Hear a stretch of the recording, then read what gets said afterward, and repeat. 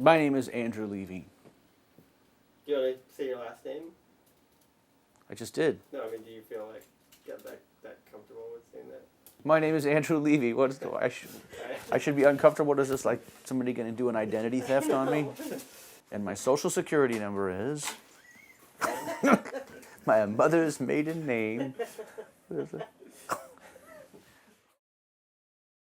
Before I started the Inhuman Eating Machine, I worked at a very crappy corporate job for 10 years. I sat at a cubicle, had very little contact with other people. I wrote texts and procedures that customer service representatives at a credit card company used to service calls. So if you called up and said, "Why did I get this late fee?" The customer service representative used text that I wrote. So I was responsible for the ridiculous stuff that they told you.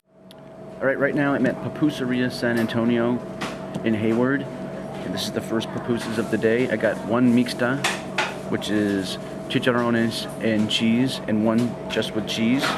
I like to eat. I like to travel around my surroundings, looking for interesting places to eat. Oh my God, that was so good.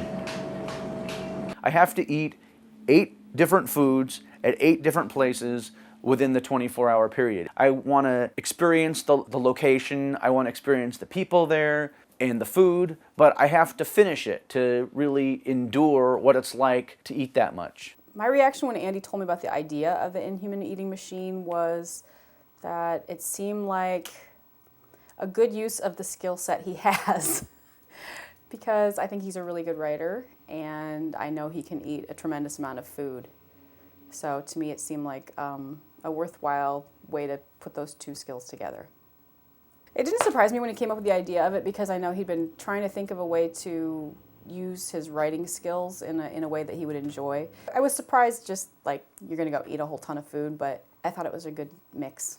I've known Andy 5 years. When I heard about the blog and Andy told me about it, I think I, at that point, knew him well enough that I thought this fits perfectly, and it's going to be pretty much enlightening for me, because I'm kind of timid when it comes to trying new food establishments. I could drive by a place 20 times and feel sketched out about eating there or feel queasy, and he goes right for it. I mean, if there's a dodgy looking establishment somewhere in Oakland that looks cheap and greasy, chances are he's been there eating that. Well, people that know me, you know, they've heard about it and they understand it's part of what I do. It's my shtick, you know, it's just my thing. But when other people that don't know me hear about it, they're just like, why? Why do you do that? Why do you eat all that in one day? You know, it's just the way, it's the rules. It's the rules of the game. There are parameters that make it what it is.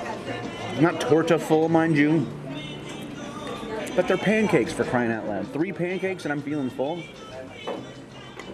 Something's wrong with me.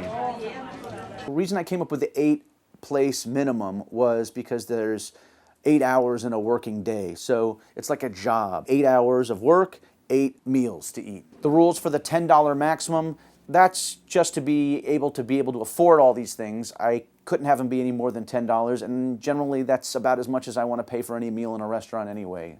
And now I'm done. Well, initially I thought it was a good idea, and then over time I've gotten to think it's kind of silly in some ways, because he pushes himself way too much. I think he has these really high expectations for himself, and then when he has a really hard time fulfilling that, he just keeps pushing himself as if this was his life's work. Oh, no.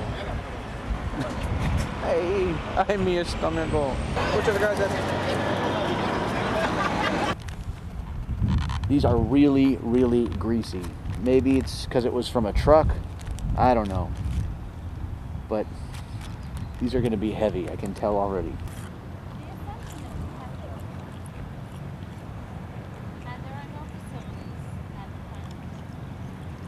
Oh my God, that is so fucking greasy.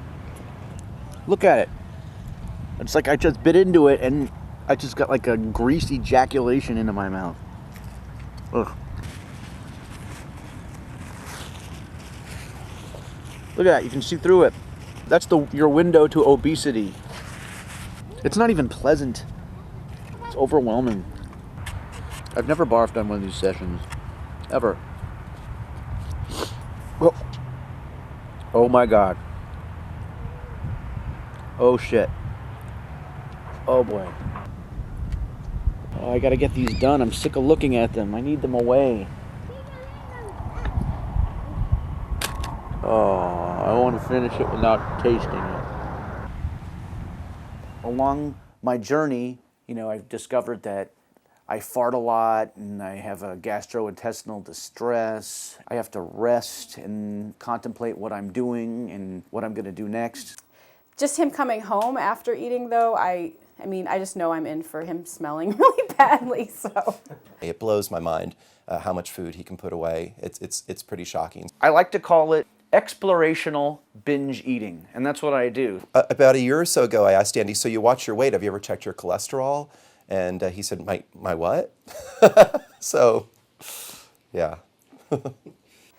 I worry about his health to a small degree, because I think that he does a lot of yo-yo dieting due to, like, when he goes and eats, he'll gain like 5 or 6 pounds in one day, and that can't be good for his heart. Like I said, he keeps pushing himself to complete these, whereas I think if he wasn't getting any attention, I don't think he would bother finishing when he felt sick. I think the blog is one of those great things. The more people that see it, they enjoy it. If you've looked at the blog, his descriptions are long and they're funny. It's really in-depth and it'll kind of take you through a neighborhood. It's kind of a great, budget culinary tour. I think it's an excellent thing for Oakland. I'm the master. Food's not the master. I didn't think that was the point. What's not the point? Beating the food. Of course it is. I can't let the food beat me. If I want to eat it, I should be able to eat it. Yeah, but then it's more like a food challenge, like man versus food or something. No. Yeah, it is. No, I wanted to eat it. It's exactly the same thing. This is on TV. We're on TV. What? I thought the whole point was you're supposed to be like comparing the different places all I in did. one day, I did. not mastering the food. I can't, but here's the thing. It's a... What do you call it? I have no idea. It builds upon itself. So even if I get one that I don't particularly like, I have to eat it to allow me to get to the next one. So one might not be good, but if I clear that away, I can get to the next one that I do like. So, for example, the 5th one at the truck was a greased fest and just really heavy. It didn't taste particularly good. But Lupita's afterwards was delicious and regenerated my faith in pupusas. So if I wouldn't have become the master of the truck pupusas, I wouldn't have been able to go on to the next level. And I did. Okay. Let me finish that up so I can watch my show. You can stop taping for a minute. Why do I do this? There is no real reason other than it just seemed like a good idea at the time. Like, why did anybody do anything that's stupid? Like, why do people jump out of airplanes? Why do people climb mountains?